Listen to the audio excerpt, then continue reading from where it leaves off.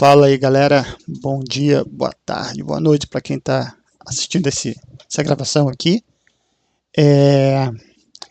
Eu resolvi compartilhar isso com vocês. Estou aqui estudando um artigo que eu vi o André Volpini lá do WordLift compartilhando no LinkedIn, de um assunto que eu nunca tinha ouvido falar. Na verdade, eu já tinha ouvido falar ele rapidamente assim, mas nunca tinha parado para ler nada sobre, que é o modelo de linguagem recursiva, né, que é uma proposta diferente dos LLMs, principalmente esse RLM aqui com um grafo de conhecimento, né? E aí me chamou a atenção, né, essa implementação, essa proposta nova, né? E aí, sempre quando as coisas vêm do WordLift, assim, eu costumo prestar atenção, principalmente do André, que ele é uma pessoa que conhece bastante e traz sempre essas investigações, esses testes que são bem interessantes, né?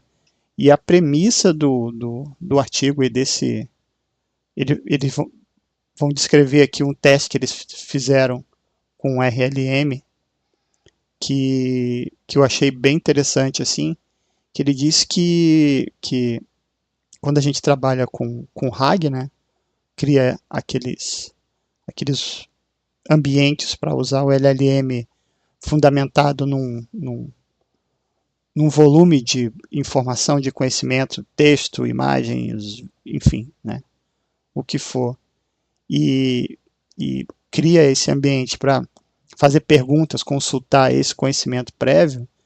A gente está trabalhando num modelo dessa, a gente pode chamar assim de uma visualização única, né? Ele vai lá, faz uma consulta e traz uma resposta. Óbvio que tem ferramentas, por exemplo, o notebook LM, ele mantém uma certa memória, entre aspas, assim. Então a gente conversa com ele e o contexto do que a gente está sendo falado continua sendo tratado há algum tempo, né?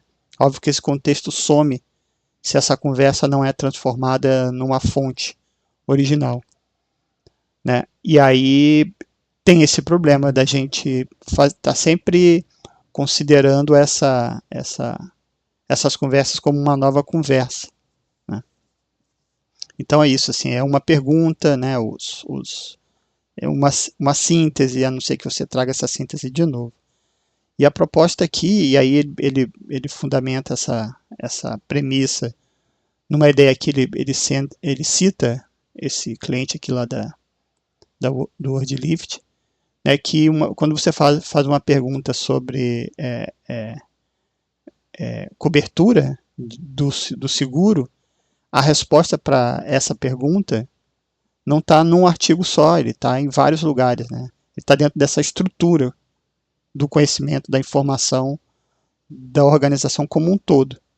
Então, tu tem que criar alguma coisa que consiga navegar nessa estrutura, que tenha tudo. Mas não só o conteúdo, mas que ele entenda essa estrutura e consiga navegar ali, assim, né? E aí ele fala aqui que uma frase bem impactante, assim, que a evidência, né, do que a gente está procurando está no grafo, que é esse mapa dessas conexões, não no texto.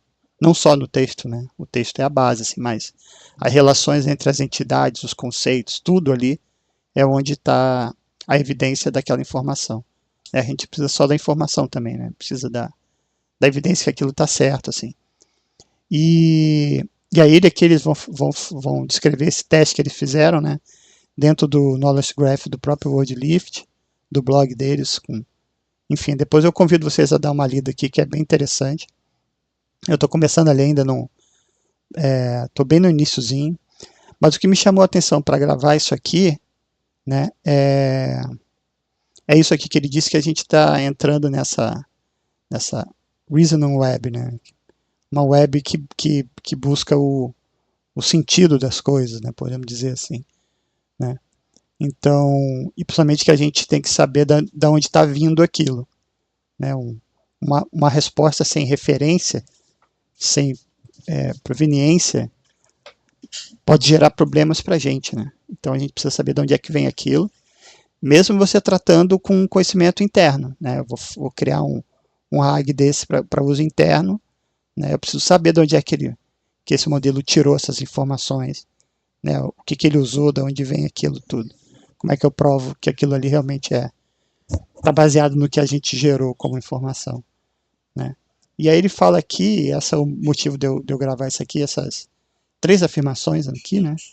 Que a gente está entrando num mundo onde os sistemas de IA, né, exploram conteúdo através de múltiplos passos, né? Eu até escrevi um texto nos testes que eu fiz, né,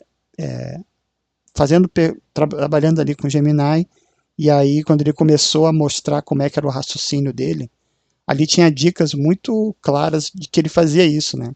Ele ia fazer uma consulta, voltava, trazia a síntese disso, validava, ia de novo, ia em outra fonte, validava de novo, né?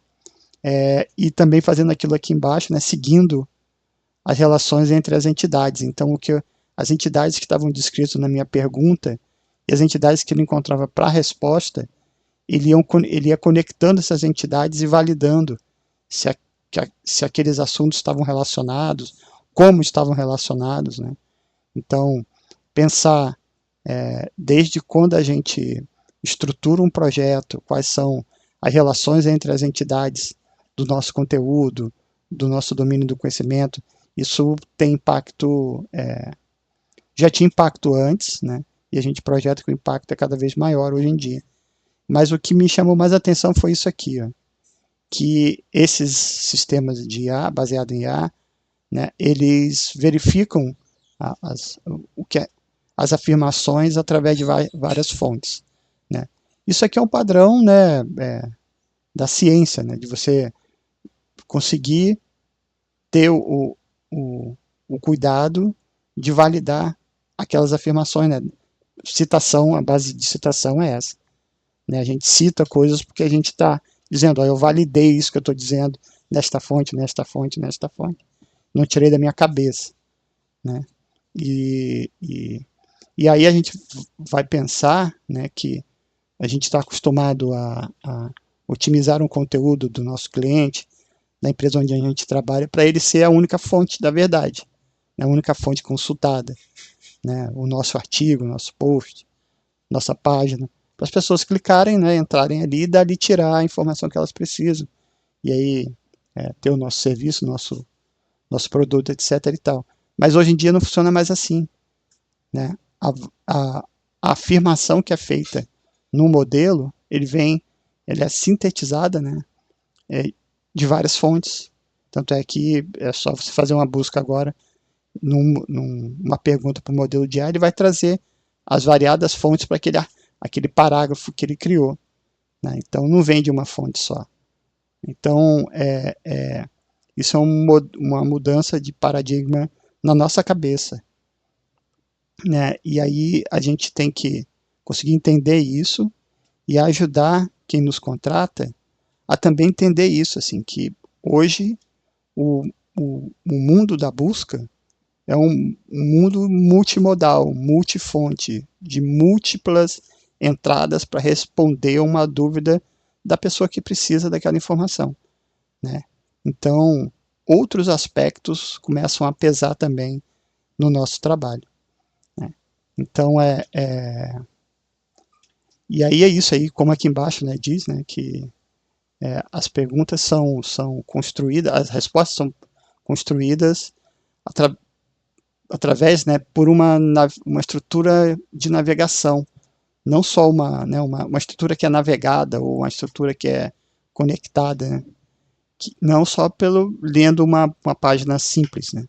Então, e essa estrutura nem sempre está dentro do nosso domínio, né, do nosso site, nosso grafo, da nossa base de conhecimento. Ela pode vir de outras fontes, né? E aí isso muda radicalmente a forma como a gente trabalha, né? E aí a gente precisa estudar muito, praticar muito, testar muito e